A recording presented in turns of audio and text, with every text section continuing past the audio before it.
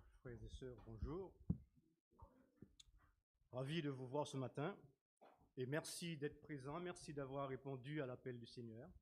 Merci en même temps de venir me soutenir, les musiciens, tous un chacun. En tout cas, content de vous voir et puisse le Seigneur nous bénir en abondance en ce matin. Le titre de mon message s'intitule « Quand la force nous fait défaut ». Et Dieu sait combien nous en avons besoin et combien nous en aurons besoin pour les jours à venir. Alors, les chapitres 36 et 37 du livre du prophète Ésaïe nous rapportent une période de crise extrêmement difficile pour Ézéchias et son peuple. Puisse son expérience nous apporter ce matin des pistes de réflexion pour nos différentes crises auxquelles nous serons peut-être confrontés. Mais avant de voir les péripéties d'Ézéchias, j'aimerais vous le présenter très brièvement pour ceux qui peut-être ne connaîtraient pas son histoire.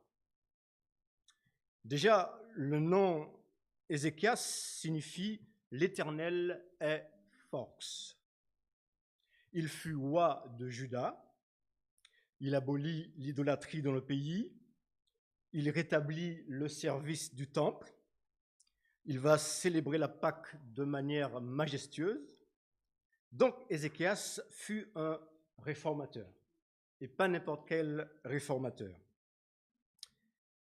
L'expérience très stressante qu'il va vivre avec son peuple commence au chapitre 36, versets 1 et 2, toujours du livre d'Ésaïe. Alors, ça risque d'aller vite. Je vous suggère de noter vos textes si vous voulez les relire à la maison. Et je vous avertis aussi que je pourrais peut-être être un peu plus long qu'à l'accoutumée. Alors, merci d'être indulgent ce matin avec votre serviteur. Donc, Ésaïe 36, versets 1 à 2. La 14e année du roi Ézéchias, Sanchérib, roi d'Assyrie, monta contre toutes les villes fortes de Juda et s'en empara. Et le roi d'Assyrie envoya de Lachish à Jérusalem vers le roi Ézéchias, Rabshaké avec une puissante armée. Alors retenons bien le fait que c'est une puissante armée qui va envahir Juda. Du verset 4 au verset 10, puis du verset 12 jusqu'au verset 20, ne sortiront de la bouche du porte-parole du roi d'Assyrie que de la provocation, blasphème, raillerie. Et au verset 11 de ce même chapitre, nous lisons ceci. Éliakim, Shebna et Jorak, donc serviteurs d'Ézéchias, dirent à Rabshaké, parle à tes serviteurs en araméen, car nous le comprenons, et ne nous parle pas en langue judaïque aux oreilles du peuple qui est sous la muraille.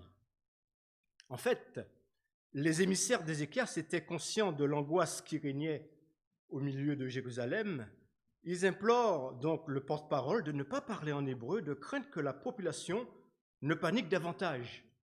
Ils craignent que l'arrogance et les menaces proférées par Rabshaké en hébreu ne sapent davantage le moral des hommes de Juda. C'est pourquoi ils lui demandent de parler en araméen. Non seulement il va refuser cette faveur, mais de plus, il cria de toutes ses forces qu'Ézéchias était en train de tromper le peuple en lui promettant une fausse sécurité. Lui, en revanche, il promet aux habitants de Juda une nourriture abondante s'ils acceptent de se rendre et leur annonce qu'ils seront déportés dans un pays aussi fertile que le leur. Mes amis, vous savez, le diable fait toujours de belles promesses, mais toutes empoisonnées. Rabshaké énumère une série de villes conquises, notamment Samarie, que les dieux n'ont pas pu délivrer de la main du jugement de la Syrie. Et il leur demande quelle chance Jérusalem a d'échapper au même sort. Provocation. Il conseille de façon arrogante au peuple de Dieu de se rendre, au risque de se voir obligés de manger leurs excréments et boire leur urine. Nous pouvons le lire au verset 12. Rabshaké répondit, « Est-ce à ton maître et à toi que mon maître m'a envoyé dire ces paroles ? N'est-ce pas ces hommes assis sur la muraille pour manger leurs excréments et pour boire leur urine avec vous ? nous pouvons voir que tous les moyens sont bons pour essayer de déstabiliser son adversaire. Avant l'assaut physique, c'est l'attaque psychologique. Et les Assyriens cherchaient à saper le moral des Judéens en évoquant les horreurs de la disette que le long siège pouvait provoquer. Verset 22. Verset 22 du même chapitre, ou verset 21 déjà, verset 22. Et Eliakim, fils de Hilkija, chef de la maison du roi, Shebna, le secrétaire, et Joach, fils d'Azaph, l'archiviste, vinrent auprès d'Ézéchias, les vêtements déchirés, et lui rapportèrent les paroles de Rabshakeh. Nous savons que lors de moments d'angoisse, de dépression, il déchire le vêtement en marque de deuil et de détresse. Alors ils reviennent au roi, tout triste, choqué par les blasphèmes des Assyriens. Et au chapitre 37, versets 1er et 2, il nous est rapporté l'attitude du roi face à cette situation tragique. Lorsque le roi Ézéchias eut entendu cela, il déchira ses vêtements, se couvrit d'un sac et alla dans la maison de l'Éternel. Il envoya Eliakim, chef de la maison du roi, Shebna, le secrétaire, et les plus anciens des sacrificateurs, couverts également de sacs, vers Ésaïe le prophète, fils d'Amoth, et ils lui dirent, ainsi parle Ézéchias. Donc, une réaction qui traduisait la tristesse d'Ézéchias, sa repentance et sa contrition, parce qu'il fallait que sa nation se repente.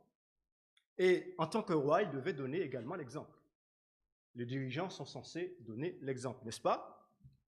Alors les versets 2 et 3, voilà, et lui dirent, ainsi parle Ézéchias, ce jour est un jour d'angoisse, de châtiment et d'opprobre, car les enfants sont près de sortir du sein maternel, et il n'y a point de force pour l'enfantement. Qu'est-ce à dire? Ézéchias compare sa situation à une femme sous le point d'accoucher, mais incapable de faire sortir son enfant. Parce qu'en fait, Jérusalem devait être libérée. Mais lui-même ne pouvait rien faire pour cela. N'oublions pas qu'elle était assiégée par une puissante armée assyrienne. Vous savez, frères et sœurs, amis visiteurs, il y a des périodes dans notre vie chrétienne où les choses vont tellement mal qu'on a l'impression d'être dans le tambour de la machine à laver. Ça tourne à gauche, ça tourne à droite, ça retourne, etc. Et on est secoué, parfois même désemparé. Mais quelle va être la solution du roi Ézéchias devant cette situation? Eh bien, au verset 4, la fin du verset 4, mais on peut lire au début, « Peut-être l'Éternel ton Dieu a-t-il entendu les paroles de Rabshakeh que le roi d'Assyrie, son maître, a envoyé pour insulter le Dieu vivant, et peut-être l'Éternel ton Dieu exercera-t-il ses châtiments à cause des paroles qu'il a entendues. » Et il demande, « Fais donc monter une prière pour le reste qui subsiste encore. » En fait, seule Jérusalem n'avait pas encore été conquise. Et Ézéchias demande au prophète d'intercéder pour elle. Quelles leçons déjà tirées ici? Eh bien, frères et sœurs, dans une situation désespérée, nous devons nous attendre à Dieu pour être libérés. La parole de Dieu renferme plein de textes qui nous montrent effectivement c'est cette attitude qu'il faut adopter. Le psaume 62, versets 2 et 3, nous lisons ceci. « Oui, c'est en Dieu que mon âme se confie, de lui vient mon salut. Oui, c'est lui qui est mon rocher et mon salut, ma haute retraite, je n'en chancellerai guère. »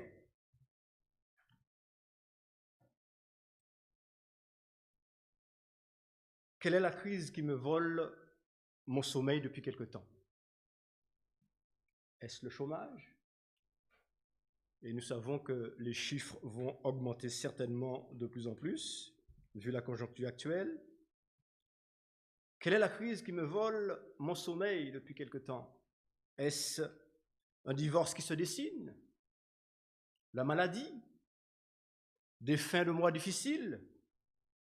Un voisinage difficile? Un chef compliqué au travail? Un prof angoissant? Un ado ingérable? Sachons, frères et sœurs, il n'y a pas de dossier trop lourd pour notre Seigneur. Et dans le livre Patriarches et prophètes, à la page 493, nous lisons ceci. Dieu parera à toute éventualité si ses enfants croient en lui, placent leur entière confiance en lui et lui obéissent fidèlement. À la requête d'Ézéchias, la réponse de Dieu ne se fit pas attendre. Au verset 6, au verset 5, les serviteurs du roi Ézéchias allèrent donc auprès d'Ésaïe, puisque Ézéchias lui demande d'intercéder pour le reste. Et Ésaïe leur dit, « Voici ce que vous direz à votre maître, ainsi parle l'Éternel. Ne t'effraie point des paroles que tu as entendues et par lesquelles m'ont outragé les serviteurs du roi d'Assyrie. » À nous aussi, quels que soient les problèmes, les situations difficiles dans lesquelles nous nous trouvons, le Seigneur nous dit, « Ne t'effraie point. » Au verset 8 à 13, alors que les circonstances vont amener Rabshakeh, le porte-parole, avec sa troupe à se retirer, eh bien, il ne manquera pas de faire savoir à Ézéchias toujours que ce ne sera que partie remise, qu'il ne tarderait pas à revenir à la charge. Donc il avertit Ézéchias toujours en le narguant par des paroles blasphématoires et sûr de lui. Au verset 14, Ézéchias va avoir un bon réflexe. Il va prendre la lettre que ses messagers lui apportent et en homme pieux, il va la déployer au temple devant l'Éternel. Dans une prière brève mais émouvante qui démontre sa foi, il demande à Dieu de délivrer Juda de la main du roi d'Assyrie afin que tous les royaumes de la terre sachent que toi seul es l'Éternel. Verset 14. Ézéchias prit la lettre de la main des messagers et la lut, puis il monta à la maison de l'Éternel et la déploya devant l'Éternel, à qui il adressa cette prière. Éternel des armées, Dieu d'Israël, assis sur des chérubins, c'est toi qui es le seul Dieu de tous les royaumes de la terre, c'est toi qui as fait les cieux et la terre. Éternel, incline ton oreille et écoute. Éternel, ouvre tes yeux et regarde, entends toutes les paroles que Senchérib a envoyées pour insulter au Dieu vivant. Il est vrai, ô Éternel, que les rois d'Assyrie ont ravagé tous les pays et leur propre pays, et qu'ils ont jeté leurs dieux dans le feu, mais ce n'étaient point des dieux, c'étaient des ouvrages de mes d'hommes, du bois et de la pierre, et ils les ont anéantis. Maintenant, Éternel, notre Dieu, délivre-nous de la main de Senchérib, et que tous les royaumes de la terre sachent que toi seul es Éternel. Et là, nous voyons que l'objectif du roi est que le monde entier puisse reconnaître en l'Éternel le seul et unique Dieu, malgré sa détresse. Et l'Éternel donne réponse à la prière d'Ézéchias par le biais du prophète Ésaïe, versets 21 et 29. Alors Ésaïe, fils d'Amoth, envoya dire à Ézéchias, « Ainsi parle l'Éternel, le Dieu d'Israël. J'ai entendu la prière que tu m'as adressée au sujet de Senchérib, roi d'Assyrie. Voici la parole que l'Éternel a prononcée contre lui. » Verset 23. « Qui as-tu insulté et outragé? Contre qui as-tu élevé la voix? Tu as porté tes yeux en haut sur le sein d'Israël. Par tes serviteurs, tu as insulté le Seigneur et tu as dit, avec la multitude de mes chars, j'ai gravi le sommet des montagnes, les extrémités du Liban. Je couperai les plus élevés de ses cèdres, les plus beaux de ses cyprès, et j'atteindrai sa dernière cime, sa forêt semblable à un verger. » Verset 26. « N'as-tu pas appris que j'ai préparé ces choses de loin et que je les ai résolues dès les temps anciens? Maintenant, j'ai permis qu'elles s'accomplissent et que tu réduisisses des villes fortes en monceaux de ruines. Leurs habitants sont impuissants, épouvantés et confus. Ils sont comme l'herbe des champs et la tendre verdure comme le gazon des toits et le blé qui sèche avant la formation de sa tige. Mais je sais quand tu t'assieds, quand tu sors et quand tu entres, et quand tu es furieux contre moi. Et parce que tu es furieux contre moi, et que ton arrogance est montée à mes oreilles, je mettrai ma boucle à tes narines et mon mors entre tes lèvres, et je te ferai retourner par le chemin par lequel tu es venu. » Dieu rappelle au roi d'Assyrie qu'il n'était qu'un pion dans ses mains, comme d'ailleurs tous ces pseudo-grands de ce monde qui se prennent pour des dieux et qui s'arrachent les cheveux devant les éléments de la nature. Rappelez-nous, frères et sœurs, que la prière est le chemin qui nous sort des pièges de Satan. Nous pouvons étaler honnêtement devant Dieu le problème, même si c'est nous qui nous sommes mis dans le pétrin. Je ne suis pas en train de dire de nous mettre dans le pétrin et que Dieu va nous sortir. Mais comme nous sommes des êtres humains, il nous arrive des fois de glisser, de chuter, et nous sommes invités à nous tourner vers notre Dieu, où le psalmiste dit « En tout temps, peuple, confiez-vous en lui, répandez vos cœurs en sa présence, Dieu est notre refuge. » Alors, nous voyons au verset, nous continuons dans toujours Ésaïe, nous voyons au verset 33 à 35 que de toutes les provocations et menaces des Assyriens, il n'en sera rien, car le Tout-Puissant en avait décidé autrement. Alors, nous pouvons lire ça, c'est intéressant. C'est pourquoi, ainsi parle l'Éternel sur le roi d'Assyrie. Il n'entrera point dans cette ville, il n'y lancera point de trait, il ne lui présentera point de bouclier, et il n'élèvera point de retranchement contre elle. Il s'en retournera par le chemin par lequel il est venu, et il n'entrera point dans cette ville, dit l'Éternel. Je protégerai cette ville pour la sauver à cause de moi et à cause de David, mon serviteur. Mes amis, je ne sais pas si vous constatez le Dieu que nous servons. Et puis, les versets 36 et 38, c'est un solennel avertissement à tous ceux qui veulent ou qui voudraient s'en prendre aux enfants de Dieu. L'ange de l'Éternel sortit et frappa dans le camp des Assyriens 185 000 hommes. Et quand on se leva le matin, voici, c'étaient tous des corps morts, des cadavres. Verset 37, alors Sanchérib, roi d'Assyrie, leva son camp, partit et s'en retourna comme Dieu l'avait prévu. Et il resta à Ninive. Ironie du sort. Au verset 38, comme il était prosterné dans la maison de Nisroch, son dieu, Adramélec et Charetzer, ses fils, le frappèrent par l'épée et s'enfuirent au pays d'Arra. Voilà ce qui arrive aux blasphémateurs, à ceux qui provoquent Dieu, à ceux qui veulent du tort aux enfants de Dieu. Alors, chers frères et sœurs, amis visiteurs, quel enseignement pouvons-nous tirer de ce récit? Ils sont multiples, mais le temps ne nous permettra pas de tout voir ce matin. Mais je vous suggère de vous faire du bien cet après-midi. Lisez en famille les 2 chapitres 36 et 37 du livre d'Ésaïe, et vous verrez que nous n'avions fait qu'effleurer la bonté, la puissance, la magnificence du Dieu que nous servons. En tout cas, pour ce matin, on peut au moins retenir ceci. Souvenons-nous que nous avions dit qu'Ézéchias fut un roi droit, intègre et un grand réformateur fidèle à Dieu. Mais cela ne lui a pas épargné des tribulations.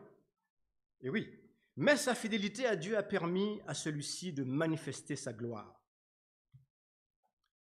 Alors peut-être avez-vous, comme Ézéchias, résolu de marcher avec Jésus plus sérieusement, plus intimement. Vous aviez décidé de faire ce qui est droit aux yeux de l'Éternel, d'effectuer des réformes dans l'alimentation peut-être, dans le garde-robe, dans les lectures, les musiques, les films, que sais-je. Vous voulez en quelque sorte vous rapprocher davantage, marcher dans la sainteté à 100% avec le Seigneur. Nous avons compris que les circonstances nous révèlent que Jésus revient bientôt, donc nous voulons nous rapprocher du Seigneur davantage. Et voilà que vous vous trouvez tout d'un coup entouré d'épreuves terribles et de tentations. Non, ça ne vous arrive pas? Tout ben, tout va bien? Tant mieux. Mais en même temps, quelqu'un a dit, si vous ne croisez pas le diable sur votre route, assurez-vous que vous n'allez pas dans la même direction que lui. Ça peut être dangereux. Donc, comprenons ceci, frères et sœurs. Le diable a décidé de s'en prendre à tout serviteur de Dieu, à tout enfant de Dieu désireux de lui plaire et de faire uniquement sa volonté.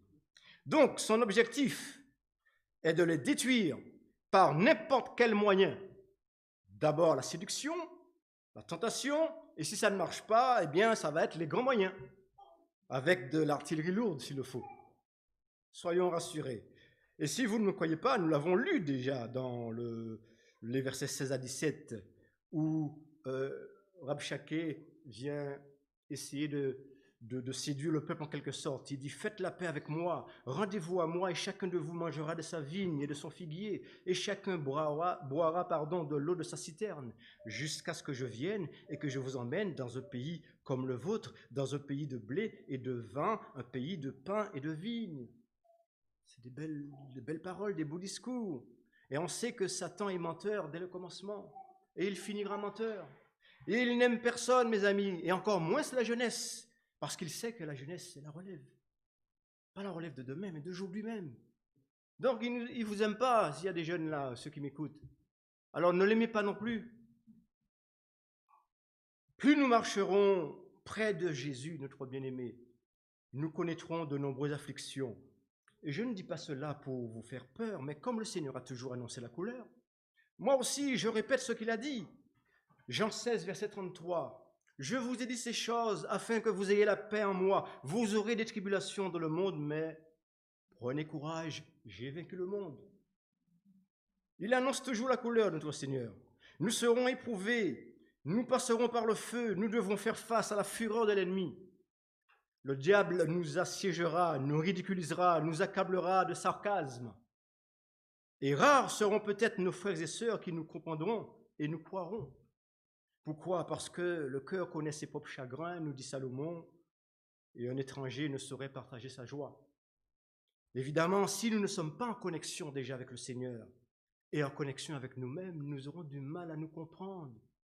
Je viendrai vous faire part peut-être d'un problème, et puis bon, on est toujours prompt à répondre. Hein. On n'a pas fini la phrase, mais on a déjà la solution, soi-disant. Et oui, mais si nous sommes unis à Jésus, si nous sommes enracinés en lui, la situation sera certainement mieux supportée, car en fait, les coups qui nous sont destinés, c'est le Seigneur qui les reçoit, et il nous donne la capacité de résister. L'apôtre Paul nous le dit dans 1 Corinthiens 10, verset 13. « Aucune tentation ne vous est survenue qui n'ait été humaine. Et Dieu qui est fidèle ne permettra pas que vous soyez tentés au-delà de vos forces.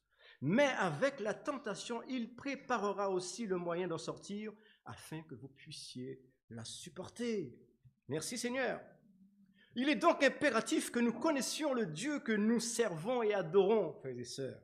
Sans cela, nous serons ballottés dans la confusion.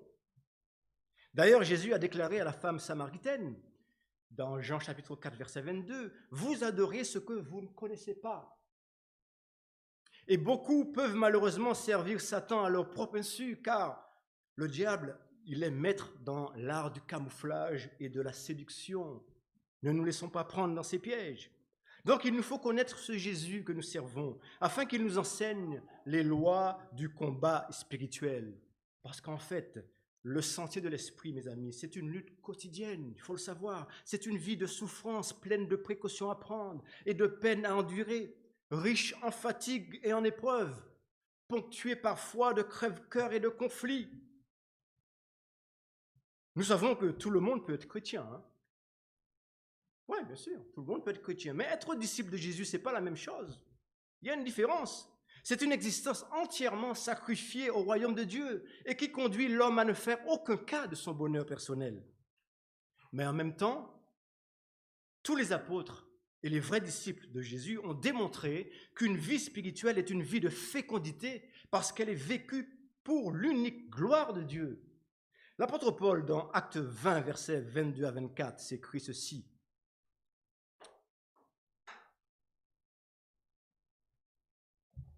Verset 22, « Et maintenant, voici, lié par l'Esprit, je vais à Jérusalem, ne sachant pas ce qui m'y arrivera. Seulement, de ville en ville, l'Esprit Saint m'avertit que des liens et des tribulations m'attendent. Mais je ne fais pas, pour moi-même, aucun cas de ma vie, comme si elle m'était précieuse, pourvu que j'accomplisse ma course avec joie et le ministère que j'ai reçu du Seigneur Jésus d'annoncer la bonne nouvelle de la grâce de Dieu. » Voilà la préoccupation du disciple et des apôtres. Donc, lorsque nous connaissons notre Sauveur, nous pouvons mieux accepter nos circonstances les plus troublantes. Et aussi, nous pouvons également comprendre mieux cette citation qui suit. Toutes nos souffrances, toutes nos tristesses nos tentations, nos épreuves, nos persécutions, nos misères. En un mot, toutes choses concourent au bien de ceux qui aiment Dieu. Et bien que c'est l'ennemi qui attaque, mais Dieu peut utiliser les coups de l'adversaire pour sa gloire. Vous savez, même les Babyloniens, peuple cruel, ils ont été utilisés pour ramener Israël dans le droit chemin.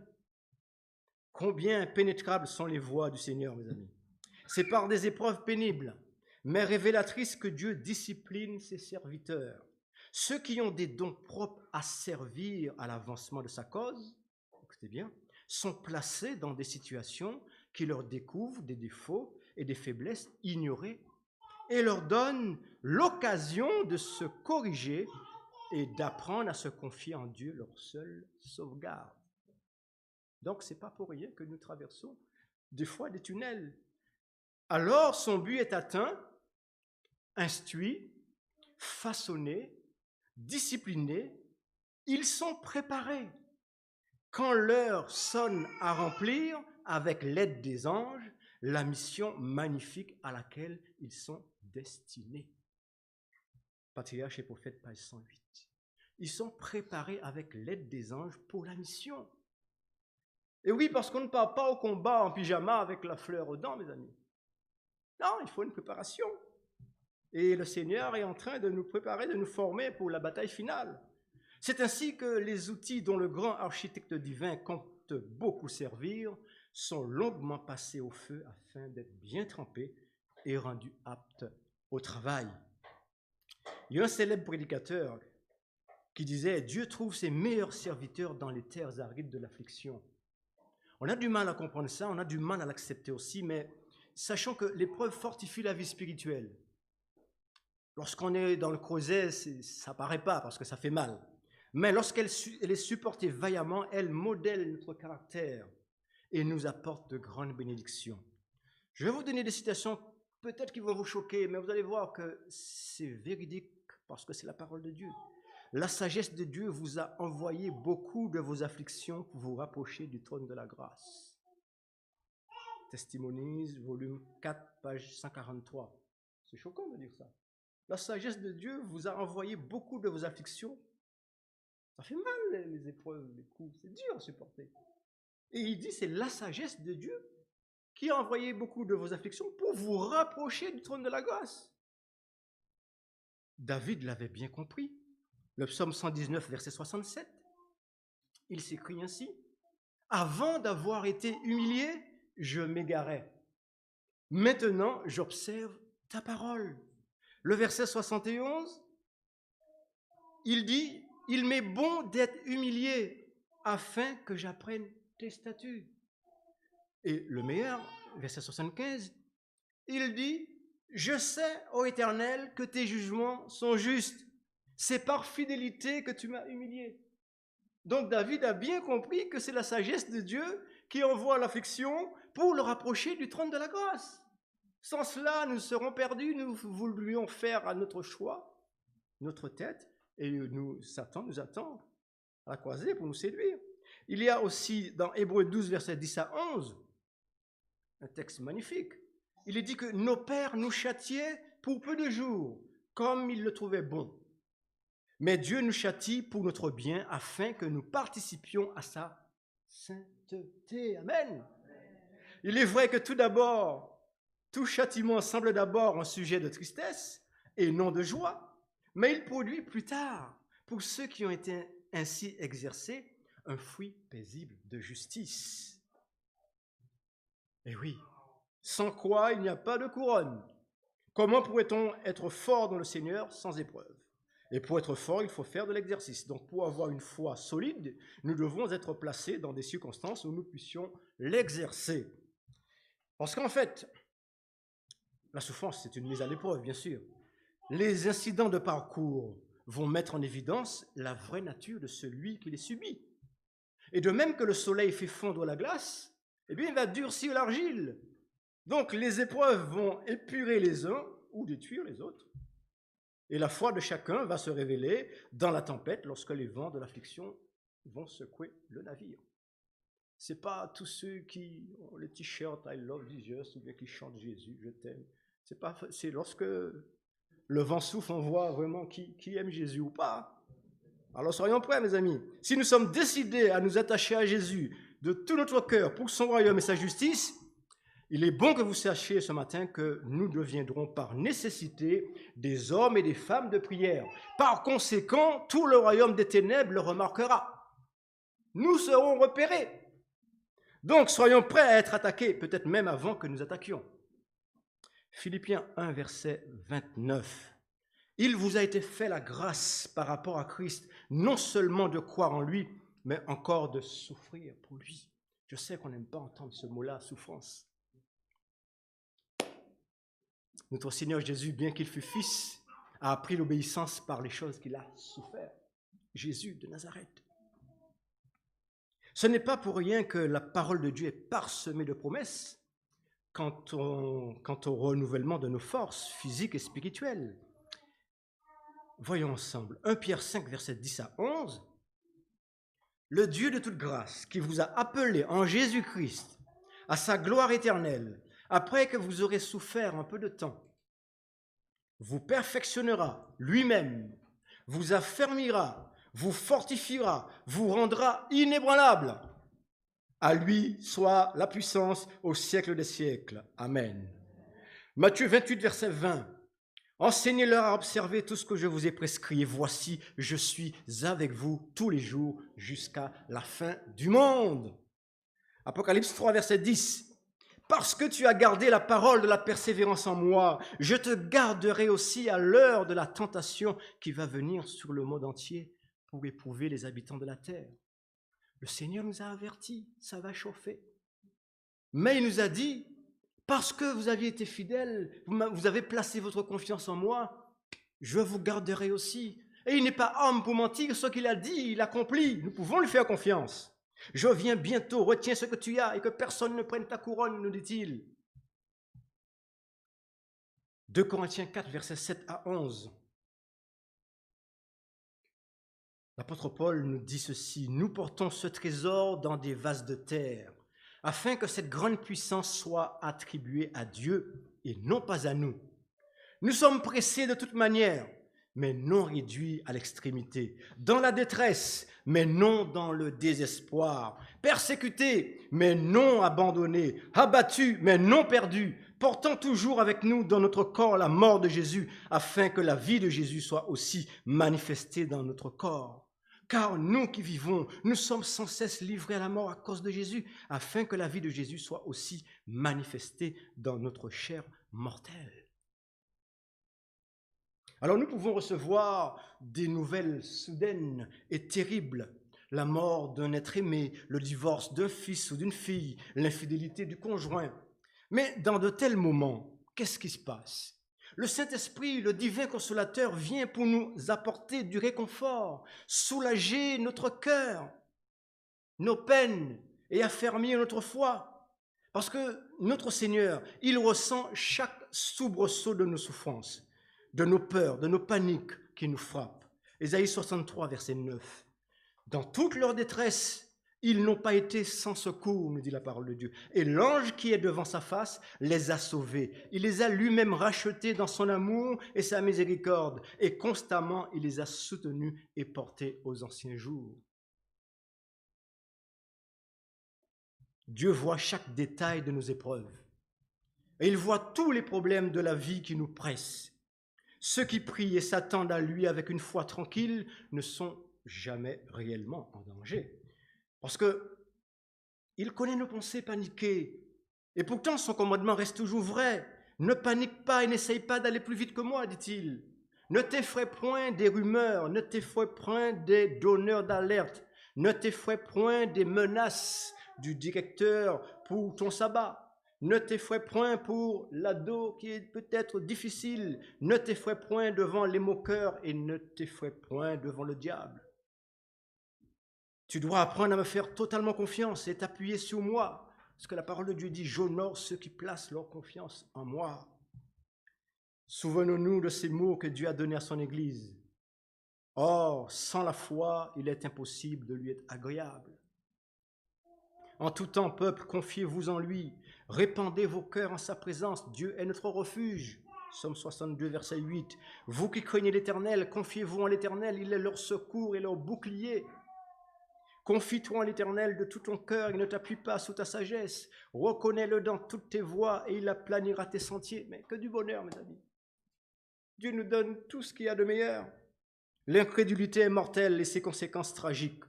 Nous nous retrouvons face à des conséquences difficiles si nous essayons de nous sortir nous-mêmes de nos épreuves plutôt que de nous confier en Dieu. Jésus est venu pour briser nos chaînes du légalisme et nous délivrer de nos entraves. Mais d'abord, bien sûr, nous devons admettre notre incrédulité, admettre nos péchés. Quand nous confessons notre incrédulité et que nous remettons notre futur, notre liberté et notre délivrance pleinement entre ses mains, eh bien, il arrive au bon moment. Jamais il n'est en retard, notre Dieu. Notre part, c'est de lui faire confiance totalement.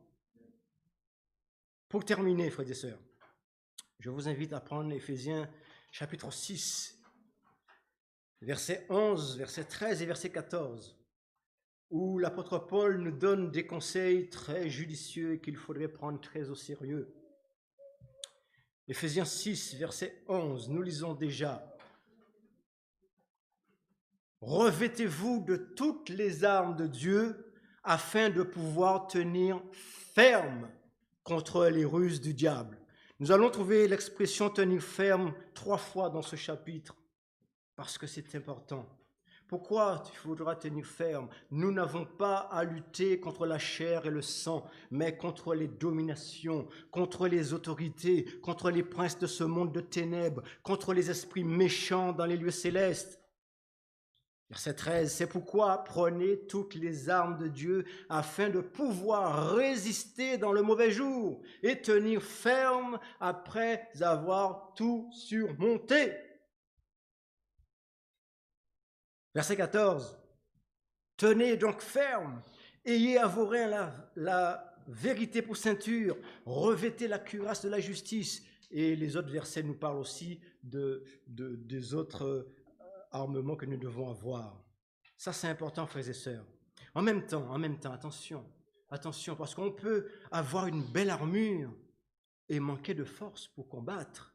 C'est ce que Éphraïm a expérimenté. Psaume 78, versets 9, 10 et 11.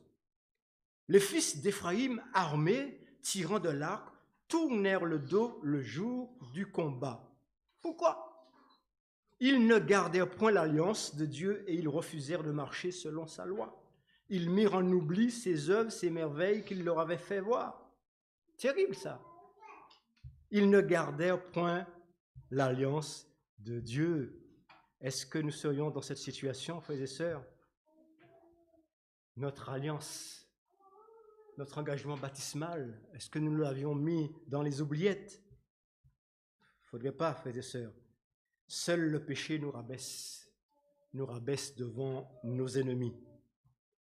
C'est pourquoi il nous faut revenir de tout notre cœur à Dieu qui ne se lasse pas de pardonner. Nous devons dire comme Ézéchias, nous sommes sans force.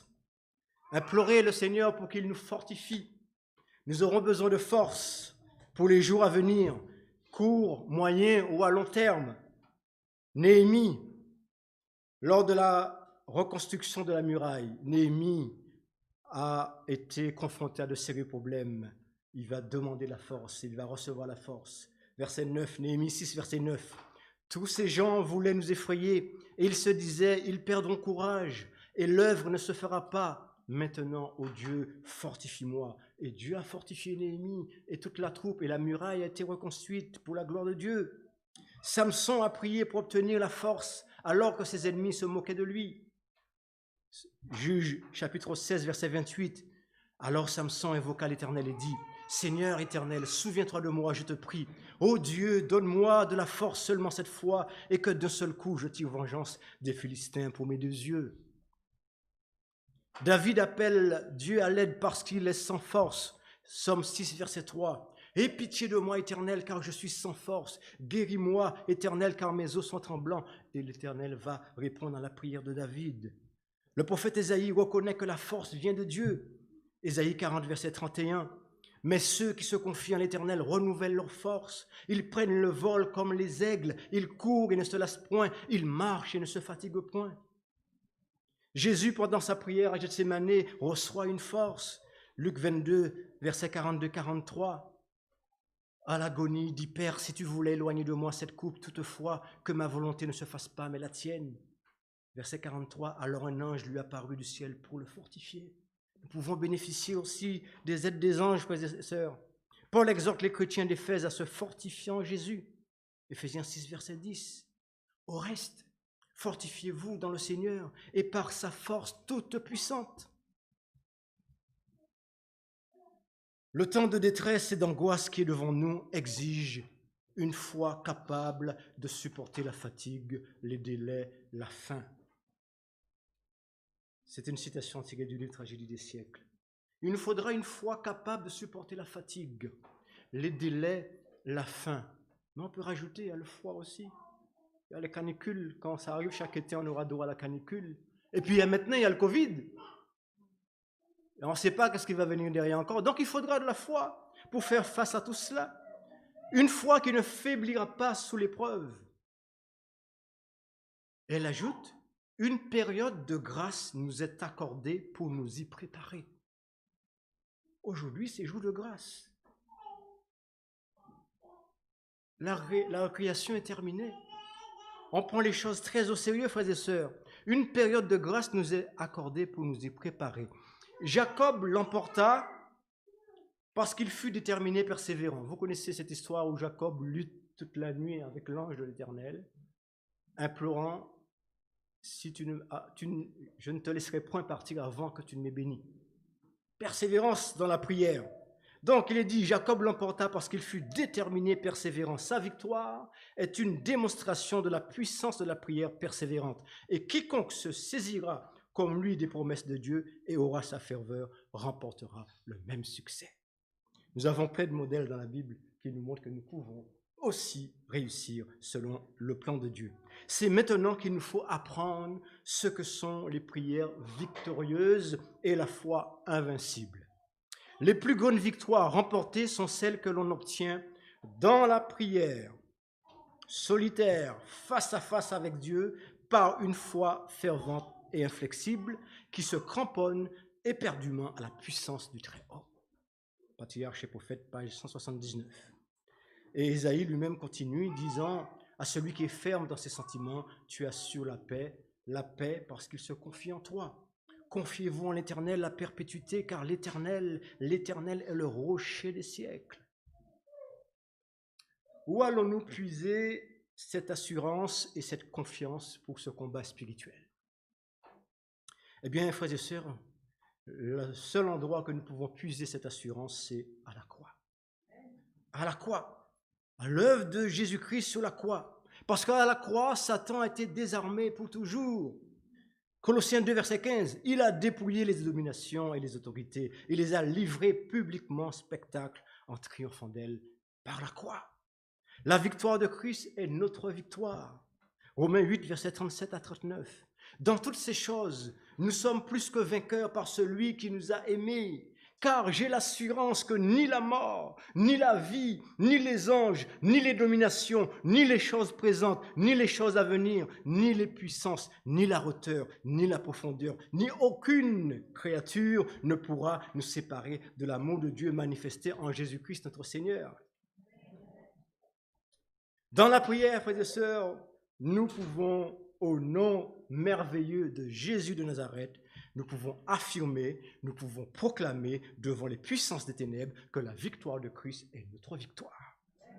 Et parce que Dieu combat pour nous, nous pouvons avancer par la foi. 1 Samuel 17, versets 45 à 47.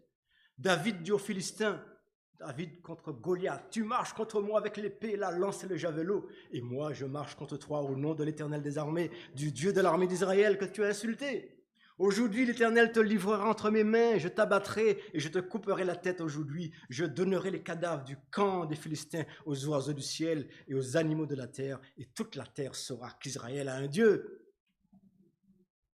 Et toute cette multitude saura que ce n'est ni par l'épée ni par la lance que l'Éternel sauve, car la victoire appartient à l'Éternel et il vous livre entre nos mains. Exode 14, verset 14, l'Éternel combattra pour vous et vous gardez le silence. Si le diable vous rappelle votre passé, rappelez-lui son avenir. Frères et sœurs, c'est beau d'appartenir à Jésus. Ne lâchez pas sa main. Je vous invite à vous lever, nous allons prier.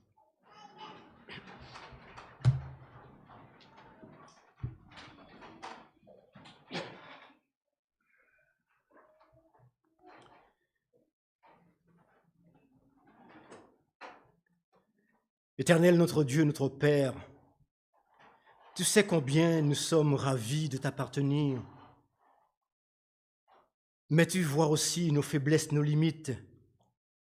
Tu vois combien nous transgressons souvent tes saints commandements et tu vois aussi combien nous regrettons. Nous implorons humblement ton pardon pour toutes les fois où nous avons contristé ton Saint-Esprit, toutes les fois où nous avons été négligents, toutes les fois où nous avons été lents à croire, devant toutes les promesses que tu nous as laissées dans ton Saint-Livre et par les écrits de ta servante, Seigneur Dieu. Nous sommes armés pour faire face à l'adversité parce que tu es notre conquérant, notre grand capitaine et nous devions avancer par la confiance totale en toi. Alors aujourd'hui, nous t'implorons, s'il te plaît, accorde-nous ton Saint-Esprit en plénitude afin que nous puissions continuer notre course. Seigneur, ouvre-nous nos yeux, ouvre-nous nos cœurs, donne-nous cette capacité de t'obéir, de t'aimer, de nous aimer mutuellement et d'aimer les gens dans le monde pour leur apporter cette bonne nouvelle.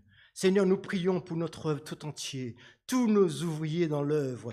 Bénis-les, entoure-les de ta grâce vivifiante. Bénis leurs familles, ceux qui sont peut-être fatigués, épuisés. Visite-les, renouvelle leurs forces. Ceux qui sont découragés, tous ceux qui seraient tentés d'abandonner, Seigneur Dieu, redonne-leur l'espérance. Et tous ceux qui sont aux abords du sanctuaire, qui errent ça et là, qui hésitent à rentrer, attire-les à toi. Veuille visiter notre jeunesse, veuille les attirer à toi, Seigneur. Donne-nous toute la stratégie nécessaire pour savoir comment faire passer ton message, proclamer ton saint évangile.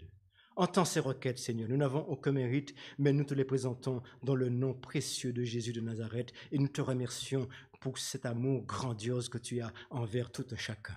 Merci et gloire te soit rendue au nom de Jésus. Amen. Veuillez vous asseoir.